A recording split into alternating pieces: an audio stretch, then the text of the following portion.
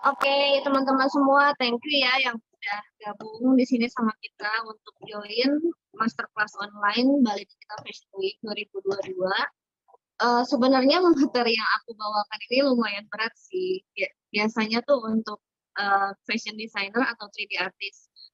Cuma nggak apa-apa. Jadi nanti aku akan share kelebihan software yang aku pakai itu apa dan kenapa bisa jadi digital fashion. Aku izin share screen ya.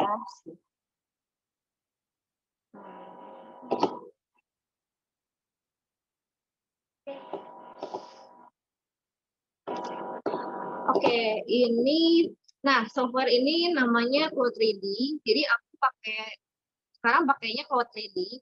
Sebenarnya ada dua opsi sih. Ada yang pertama itu ada pilihannya Marvelous Designer, yang kedua adalah Cloud 3D. Nah, sebenarnya developernya juga sama, cuma apa sih yang membedakan? Dua-duanya sama-sama digital fashion, tapi kalau misalnya Marvelous Designer itu biasanya untuk film atau untuk game. Jadi bukan untuk misalnya dibuat aslinya seperti digital atau bukan juga untuk render untuk kelihatan tekstur yang realistik seperti itu. Kalau Marvelous Designer belum bisa. Jadi kalau misalnya untuk hasil yang lebih detil, lebih realistik, dan pokoknya hasilnya maksimal, bisa dibuat fisiknya, itu pakainya Cloud 3D. Nah, saat ini aku pakainya Cloud 3D, teman-teman bisa lihat di sini. Ini lumayan rumit ya, teman-teman sebenarnya. Jadi tampilannya itu, menunya banyak banget. Ini lebih dari 100 tuh sudah pasti, banyak banget. Cuma aku akan kasih lihat highlightnya aja, kenapa software ini canggih banget bagus untuk digital fashion dibanding dengan software 3D yang lain. Karena ini aku contoh kasih lihat teman-teman, aku misalnya bikin satu kain kotak seperti ini. Nah, kain ini bisa istilahnya di customize,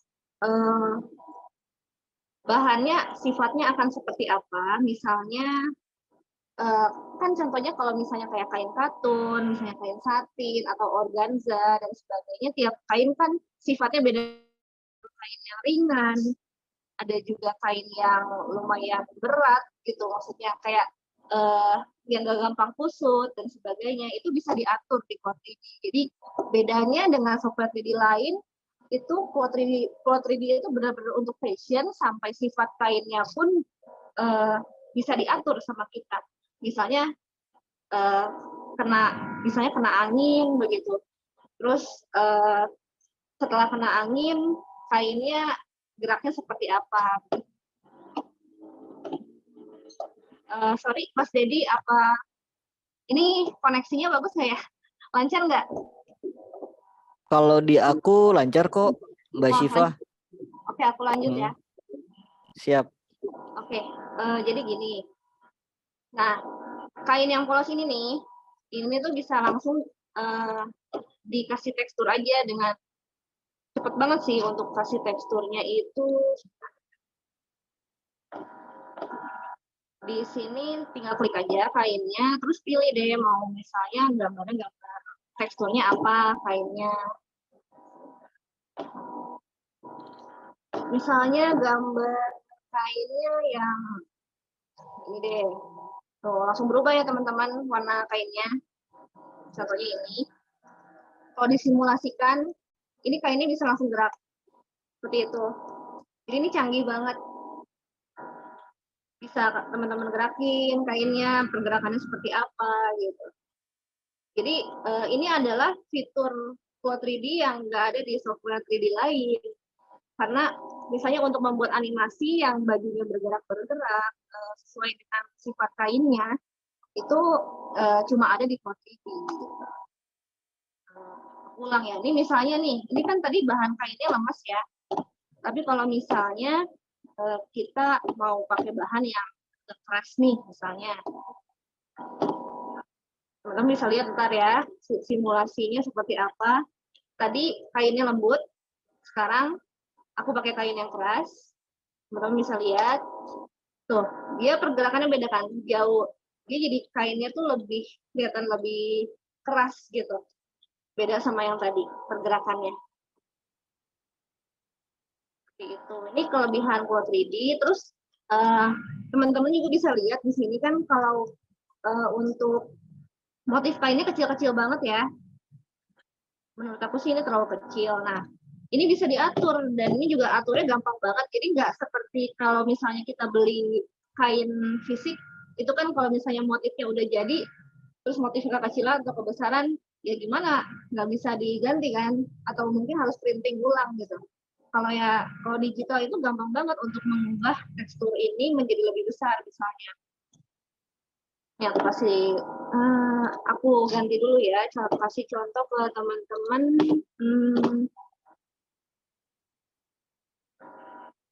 Bentar.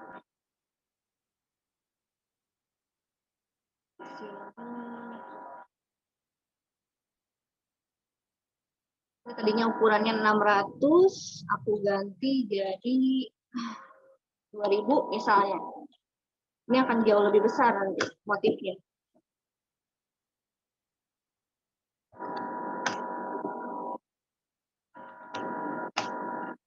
Oh, sorry.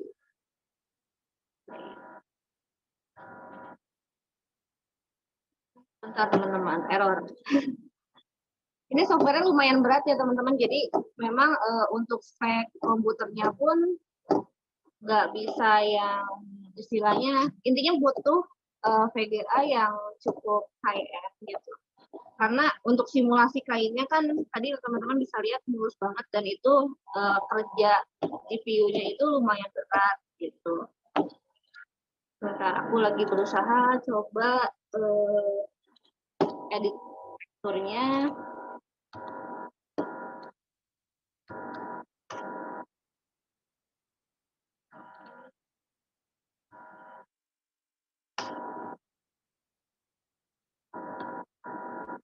Oke, nah seperti ini ya teman-teman. Jadi kalau untuk seperti besarin tekstur seperti itu gampang banget kalau digital.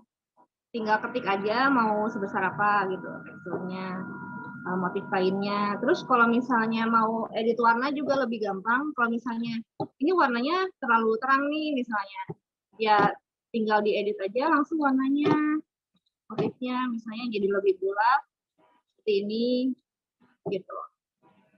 Cepet banget. Makanya pembuatan digital fashion pasti jauh lebih cepat daripada baju asli ya. Gitu.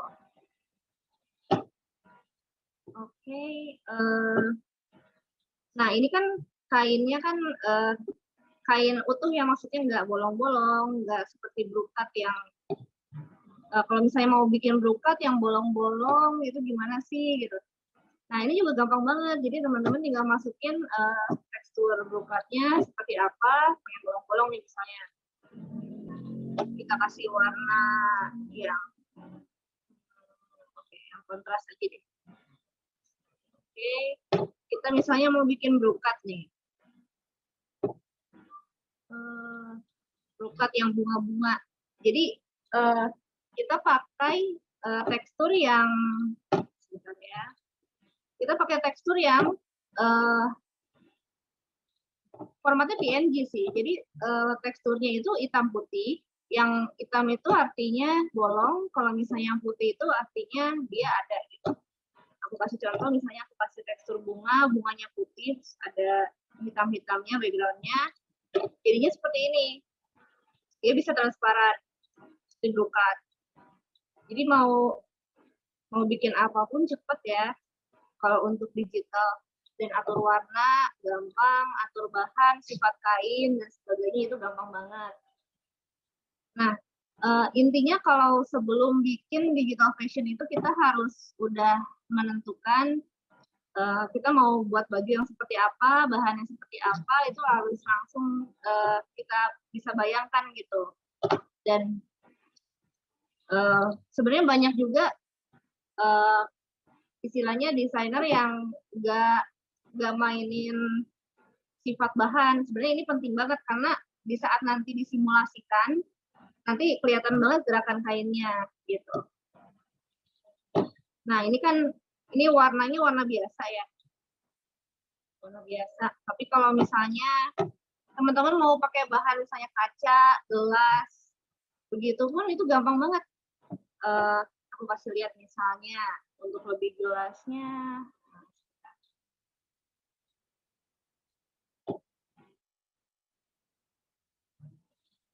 Di kolom render nanti jadi kalau misalnya teman-teman pengen lihat lebih jelasnya hasilnya seperti apa, nanti pakainya menu di render. Kalau misalnya di Cloud 3D itu ada menu render, tapi Marvelous Designer itu nggak ada gitu. Jadi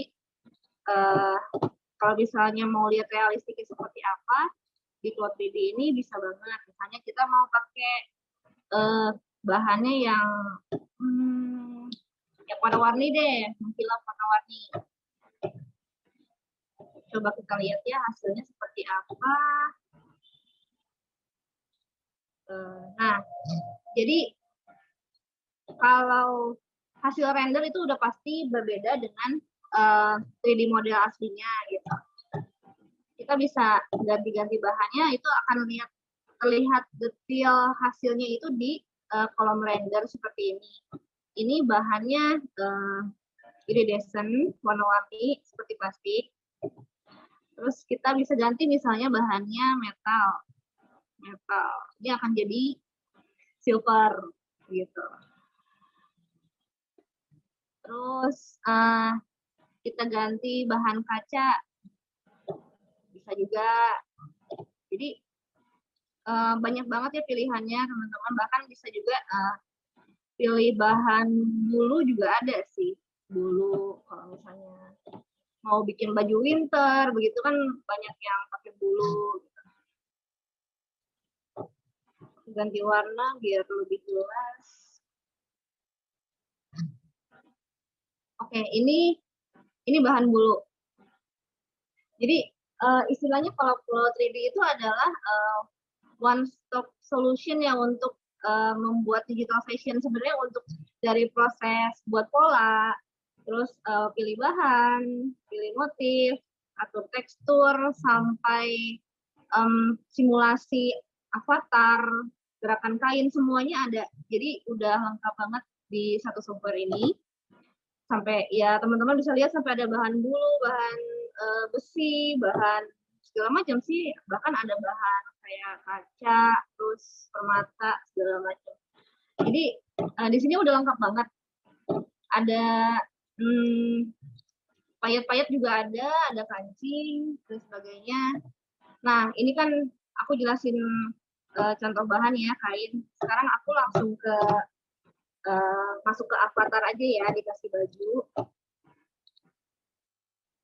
Oke. Nah, Flow 3D ini juga sudah menyiapkan avatar, animasinya juga udah disiapkan. Jadi udah lengkap banget ya teman-teman yang mau coba digital fashion. Sebenarnya ini pakai satu software ini udah bisa menghasilkan karya yang oke gitu. Avatar kita coba. Oke. Kita munculkan satu avatar. Ini contohnya. Terus kita coba kasihin baju ya. Ini aku buat putih aja deh. Oke. Oke, ini avatarnya. Terus aku coba buat satu baju simple aja ya buat untuk simulasi biar teman-teman bisa lihat seperti apa bikin bajunya. Ini aku bikin baju polanya lingkaran aja biar cepat. Lingkaran.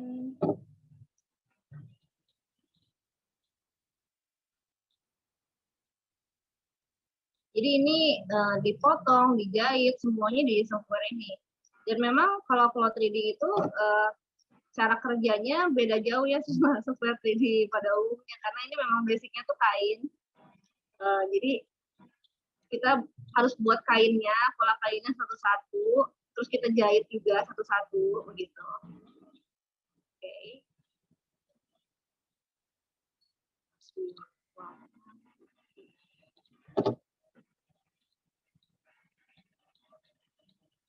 Dan pakai software ini ya harus sabar sih teman-teman, karena maksudnya belajarnya yang sabar karena menunya tuh memang banyak banget. Aku juga lumayan lama belajarnya awalnya. Cuma memang lengkap banget, mau buat baju sampai yang dimanapun ada gitu, bisa secanggih itu, dan hasilnya juga seperti baju asli nanti.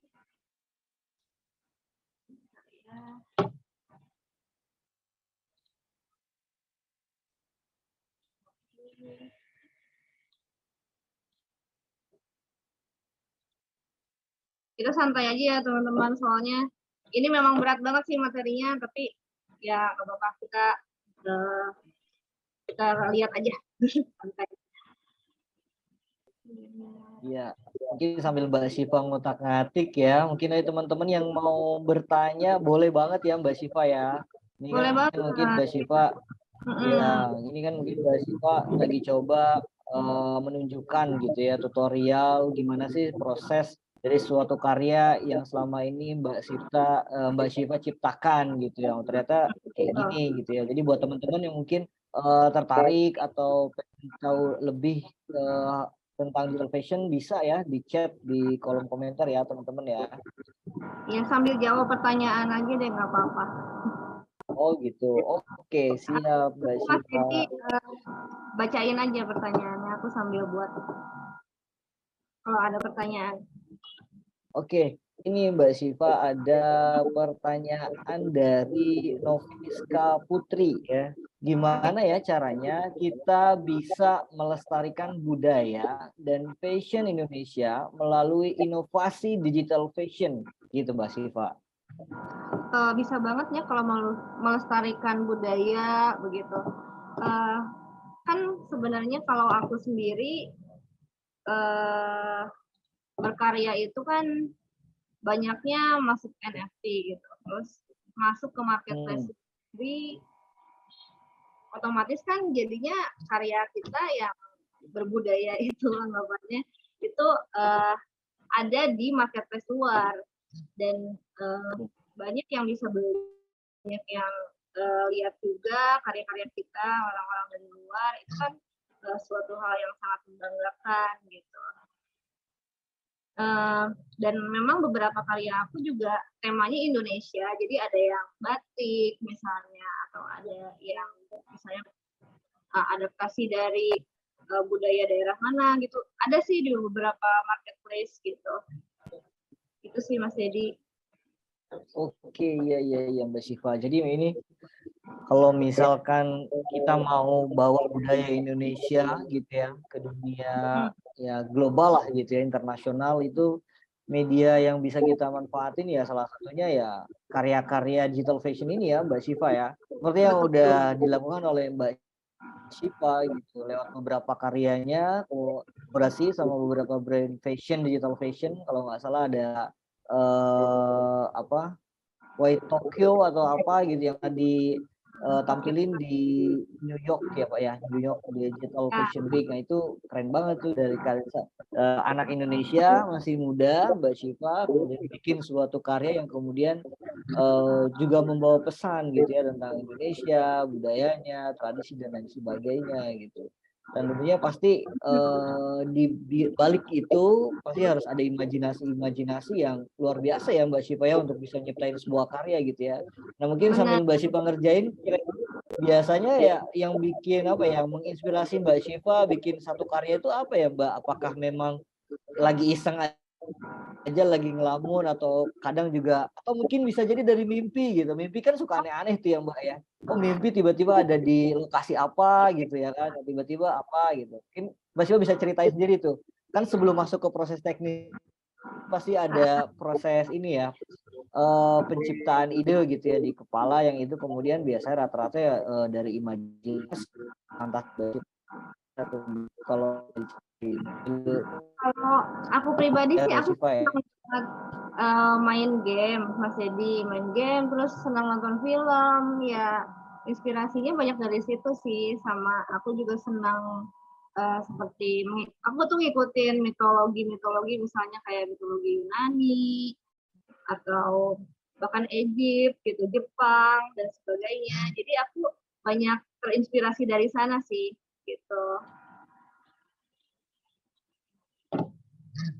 Intinya ide sih dari mana aja ya Mas, karena kan yang namanya digital fashion kan bebas banget berekspresi. Mau pakai bahan apa aja bisa, mau bikin bentuk gimana aja bisa gitu.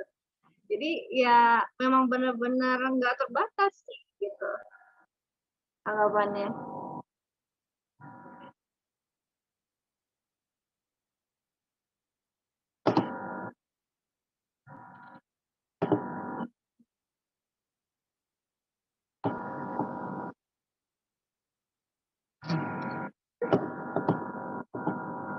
Mas Dedi kemana?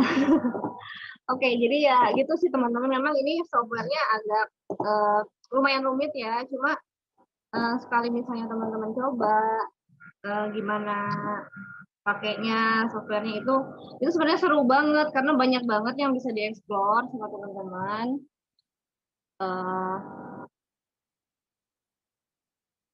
Mau bikin apa aja bisa, baju gimana aja bisa, pakai bahan apa bisa, terus uh, jadinya nggak terbatas gitu.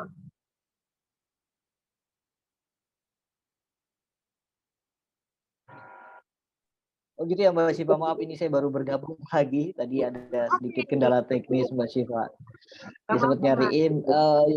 Siap. Jadi sebenarnya inspirasi itu bisa dari mana aja ya intinya ya Mbak Syifa ya. Yang cuman yang paling penting itu gimana eksekusinya gitu ya. Apakah memungkinkan untuk diaplikasikan dalam sebuah karya khususnya digital fashion atau seperti apa gitu ya. Nah biasanya Mbak Syifa sendiri dalam membuat satu karya itu bisa butuh berapa lama sih Mbak?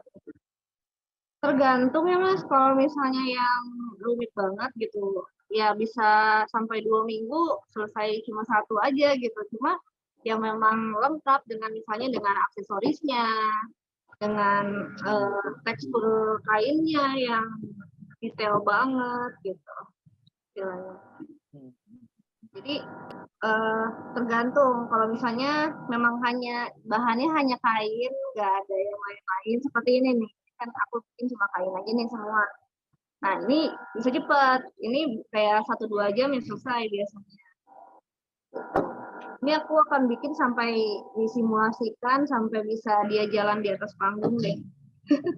Biar teman-teman bisa lihat. Wow, ya biar benar-benar dari nol ya Mbak ya, ini masterclass banget sih. Jadi teman-teman yang mungkin awalnya aku nggak pernah nih bikin begitu. Wah ini spesial di BDFP ya Mbak Syifa ya. Oh iya dong, jelas. Iya, iya Mbak Syifa. Iya pastinya teman-teman juga jadi tambah ini ya tertarik gitu ya untuk kemudian mau mencoba-coba dan lain sebagainya. Ya mungkin teman-teman yang mau bertanya lagi boleh ya, silahkan di chat di kolom komentar. Tadi nanggepin pertanyaan jawaban dari Mbak Syifa ya, bisa berapa lama? Oh, ternyata bisa variatif ya Mbak Syifa ya, karena itu tergantung dari kerumitan ya, tergantung dari kerumitan satu desain yang mau diciptain gitu ya. Kalau hanya sekedar kain dan kemudian avatar ya mungkin butuh hanya beberapa jam saja. Tapi kalau misalkan dia lengkap dengan berbagai aksesorisnya atau mungkin hal-hal yang dibutuhkan yang lainnya gitu ya, itu mungkin bisa lebih lama lagi gitu ya. Betul. Iya. Biasanya yang paling rumit itu di bagian mana sih Mbak Syifa kalau boleh tahu ya? Yang paling rumit itu biasanya detailing sih Mas. Jadi kayak misalnya pasang payet itu kan satu-satu. Terus ada sablonnya misalnya. Ya itu benar-benar dipasin gitu, ditempel, digeser-geser. Pokoknya detailing itu yang paling lama sih Mas. Sebenarnya kalau untuk bikin polanya sih cepat gitu. Selalu begitu. Detailing itu kan termasuk juga kayak selain pasang payet, pasang kancing, atau misalnya sablon, itu juga termasuk pilih tekstur kain juga yang lebih detail begitu. Jadi itu sih yang bikin lumayan lama karena kan kita coba nih misalnya satu tekstur, terus ternyata kita kurang suka, harus diganti lagi banyak itu sih detailing, revisi gitu. Itu yang paling lama diulang-ulang terus gitu Mas Dedi. Oke. Jadi memang proses detailing ini ya, karena kalau sekedar bikin doang ya udah selesai gitu. Cuman gimana kan mungkin dari seorang artis itu kan pengen apa ya, totalitas lah. Jadi ini nggak sekedar jadi tapi juga memuaskan karena ada ke sisi keindahannya pas dan lain sebagainya gitu. Jadi harus detail gitu ya Mbak Syifa ya. Nah ini Ya, ada pertanyaan nih Mbak Syifa dari teman-teman. Polanya bisa dicetak dan diberi ke tukang jahit untuk dijadikan baju fisik atau enggak ya Mbak Syifa? Nah, itu kelebihan Cloud 3D ya yang tadi aku jelasin. Sebenarnya ada dua software, yang pertama Marvelous Designer, yang kedua Cloud 3D. Nah, yang Cloud 3D ini hebatnya dia itu bisa di print polanya beserta ukurannya di sini semua realistis. Kayak seperti avatarnya ini juga kita bisa lihat nih dia tingginya berapa, detailnya gitu. Measurement, education. Intinya sampai avatar itu bisa diatur gitu. Besarnya mau Berarti gimana gitu. Jadi ini iya, lengkap. iya. Ini terus bisa juga diatur kayak modelnya itu berat badannya mau berapa gitu, lebar pinggang, lebar dada segala macam itu bisa ditulis, diketik gitu untuk si avatarnya aja si modelnya. Jadi sampai selengkap itu sih Mas. Dan ini iya. ya lengkap banget sih. Kalau misalnya mau di print itu benar-benar nggak cuma bentuk polanya aja yang ada, tapi sampai detail ukurannya juga akan ikut ke print gitu. Selengkap itu. Makanya bisa langsung dikasih ke tukang jahit juga. Gitu sih. Berarti terjawab ya pertanyaannya. Berarti ini bisa dikasih ke tukang jahit dan bisa dicetak langsung. Tapi memang harus pakai software yang sedang Mbak Syifa gunain ini ya Mbak Syifa ya. Di sini udah lengkap banget. Ya artinya selain karyanya bisa dalam bentuk digital, kalau emang ini mau dibikin dalam bentuk fisiknya gitu ya, itu bisa gitu ya Mbak dicetak dikasih ke tukang jahit. Oke. Terus ada lagi nih Mbak pertanyaan selanjutnya. Mau tanya implementasinya karya digital fashion itu bisa diterapkan kemana aja sih Mbak gitu. Jadi digital fashion ini atau karya-karyanya Mbak Syifa ini bisa diterapin ke apa aja atau kemana aja sih Mbak Syifa?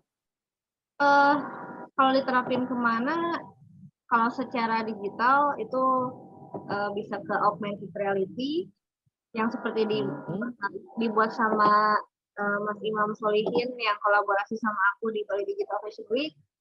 Itu bisa, itu teknologi yang lumayan baru juga ya untuk gitu. Itu yang digital. Terus digital ini juga bisa untuk dipasang di foto teman-teman. Jadi untuk teman-teman yang suka OOTD pakai baju sekali, beli baju pakai sekali terus udah tadi pakai lagi, itu bisa pakai digital fashion karena ini kan aku bikin baju teksturnya realistik banget nih, jadi bisa aja baju ini tinggal ditempel aja di foto gitu. Terus kalau fungsi yang lain ya udah pasti bisa meningkatkan efisiensi produksi sih untuk kalau misalnya untuk brand fashion ya, karena ini bikin pola lebih cepat, bisa atur coba-coba warna dan sebagainya sih. Intinya ini akan membuat semuanya lebih efisien gitu Mas Dedi. Iya. Berarti pokoknya bisa inilah ya, bisa mempermudah gitu ya, mempermudah masyarakat untuk kemudian mencetak atau apa ya, memesan lah ya baju yang memang di custom gitu ya Mbak Syifa ya. Terus kemudian dampaknya juga bisa kasih dampak positif ya. Itu juga ya salah satu yang di campaign atau dikampanyekan sama BDFV 2022 ini gitu, di mana hadirnya digital fashion itu salah satunya adalah untuk menghadirkan satu solusi fast fashion gitu ya, limbah pakaian yang dimana orang-orang tuh mungkin beli baju tapi untuk sekali pakai setelah itu dibuang dan akhirnya jadi limbah gitu. Dan itu dampaknya luar biasa banget gitu ya Mbak Syifa ya, kalau misalkan kita baca dari berbagai jurnal, data yang udah dipublish dari berbagai platform atau media atau lembaga internasional, itu sangat ngeri banget gitu. Bisa bahkan kalau kita diemin aja atau kita nggak kreatif menciptain satu gagasan gitu ya, inovasi ya, bisa jadi ya lama-lama limbahnya bisa jadi bencana gitu ya Mbak Syifa ya. Jadi ini pastinya ilmu yang dimiliki sama Mbak Syifa ini sangat bermanfaat banget untuk dunia fashion gitu ya. Jadi Mbak Yuliuski ya, maaf kalau saya penyebutan namanya salah tadi yang bertanya soal itu. Jadi implementasinya bisa banyak banget tadi ya kalau kata Mbak Siva bilang gitu ya. Ini bisa juga diterapin ke pastinya dunia fashion gitu ya, bisa custom baju dan lain sebagainya, kemudian baru dicetak gitu ya Mbak Siva. Atau kemudian kalau emang teman-teman suka apa ya berselancar di dunia sosial media dan lain sebagainya kan pasti punya foto-foto atau apa gitu ya, itu juga bisa diterapin gitu ya ke Mbak Syifa ya, ke foto kita. Karena Mbak Syifa tadi bilang karya-karyanya ini sangat realistis gitu ya, karena 3G tadi gitu ya, jadi pasti bakal keren banget hasilnya gitu.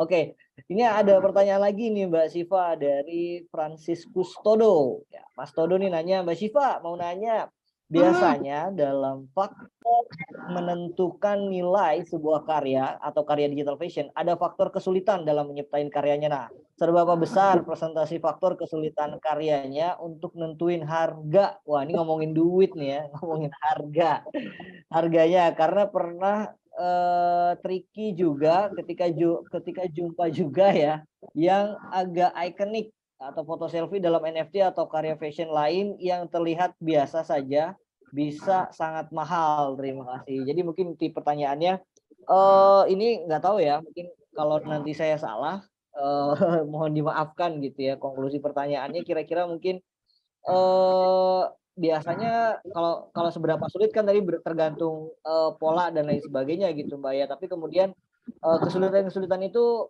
menentukan nggak sih dari harga jual yang kemudian Mbak Siva tentuin gitu. Karena mungkin menurut Mas Todo ada juga beberapa yang dia temuin, oh ini bisa harganya mahal tapi karena dia memang susah bikinnya gitu. Kalau Mbak Siva sendiri gimana nih dalam menentukan harga dari karya-karya yang diciptakan? Gitu kira-kira mungkin Mbak Siva. So far sih ya, aku lihat bukan dari tingkat kesulitan sih. Lebih ke gimana ya? Istilahnya lebih ke brand value sih Mas Dedi. Balik lagi seperti ya Brand brand fashion deh, misalnya Nike gitu kan, udah orang-orang udah pada tahu, udah kenal, ya udah pasti dia bisa jual mahal. Anggapannya begitu. Jadi kalaupun memang sampai rumit pun belum tentu bisa jual mahal sih. Jadi makanya memang penting banget yang namanya misalnya promotion, bikin animasi video yang bagus. Ya intinya lebih ke situ sih Mas Dedi.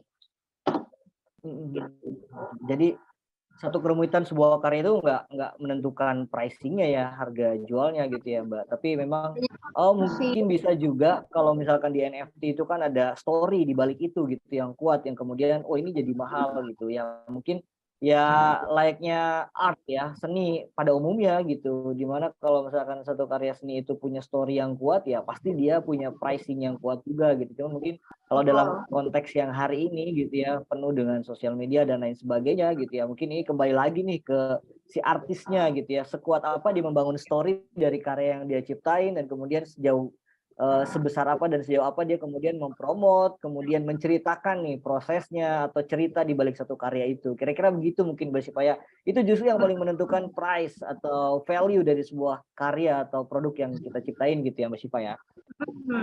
Betul banget Mas. Jadi memang nggak hanya sekedar karya gitu. Ya memang harus rajin misalnya promosi, terus ada intinya kita harus dikenal sebagai desainer sih untuk bisa menjual karya kita dengan harga yang lebih tinggi. Oh iya.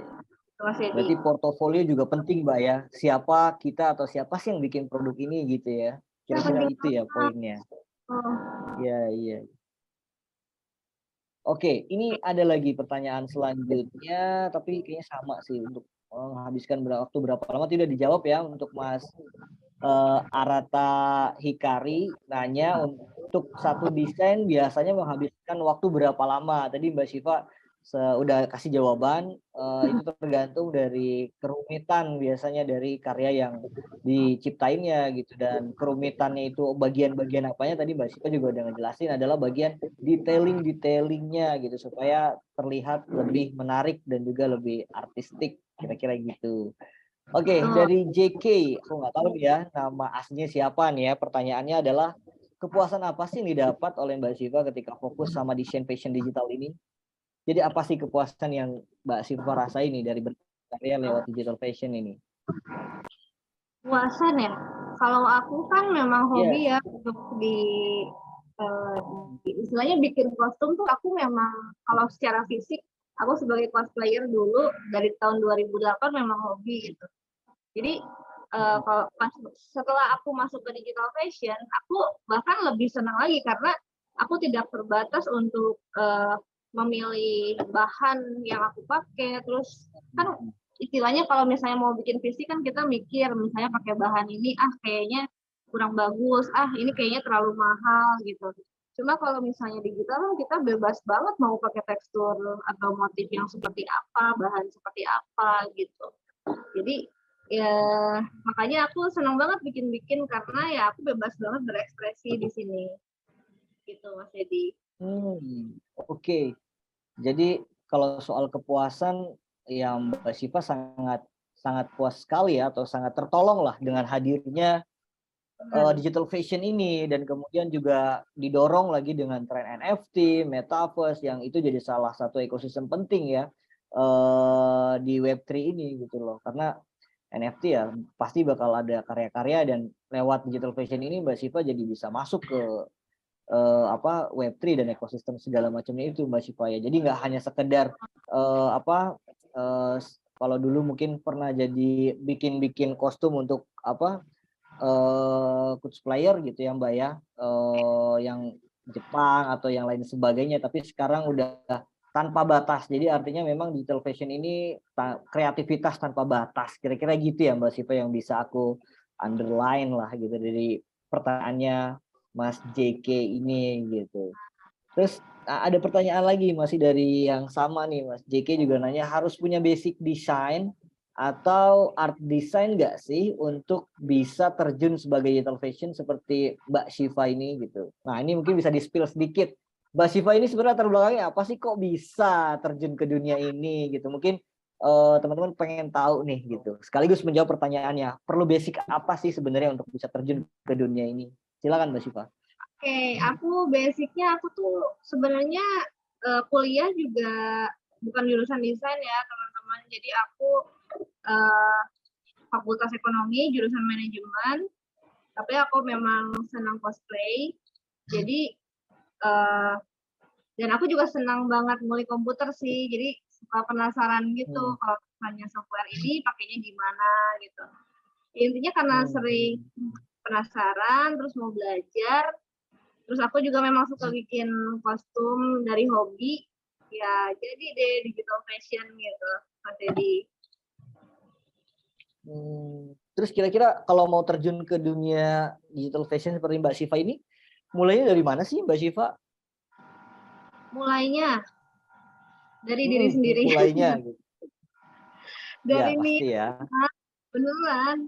Karena ya seperti ya kalau misalnya teman-teman lihat pakai software begini tuh butuh kesabaran yang tinggi sih, maksudnya kalau 3D ini ya, karena lumayan rumit gitu softwarenya, dan istilahnya kalau misalnya nggak sabar tuh di tengah-tengah biasanya berhenti gitu.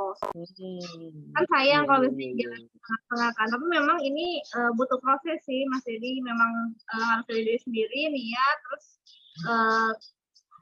sering cari tahu misalnya dari nonton YouTube atau dari mana, itu penting banget sih gitu.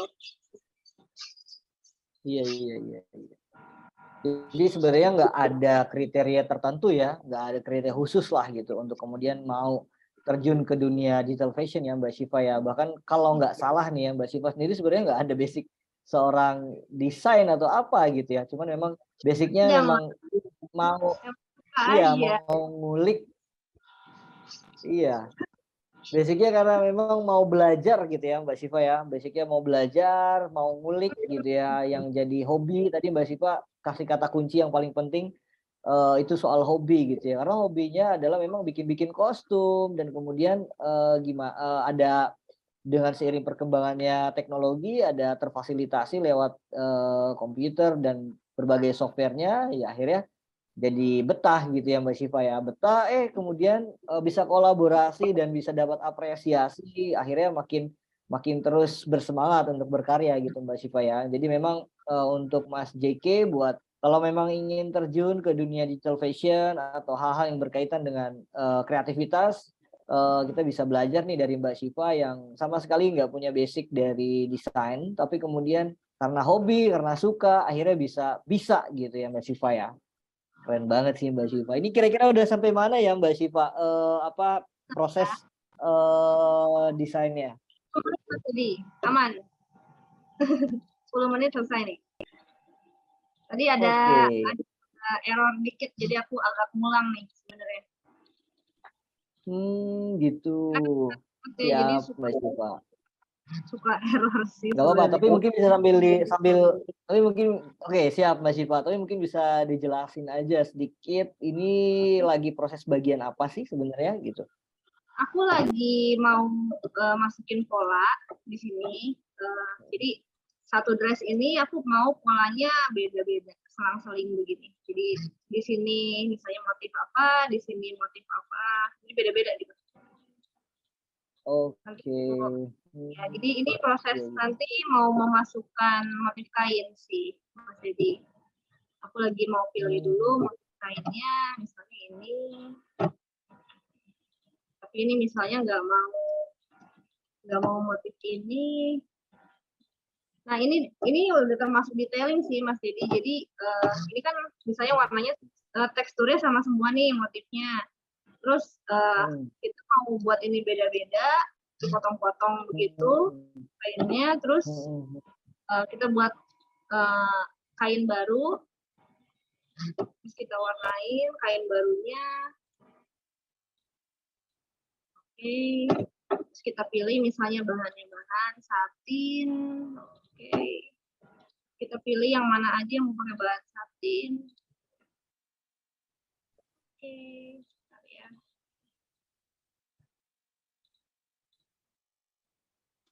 Iya ya, sangat realistis banget ya Mbak Syifa ya, detail-detail corak desainnya, terus kemudian tekstur dari kainnya. Ini kayaknya kainnya halus ya Mbak Syifa ya.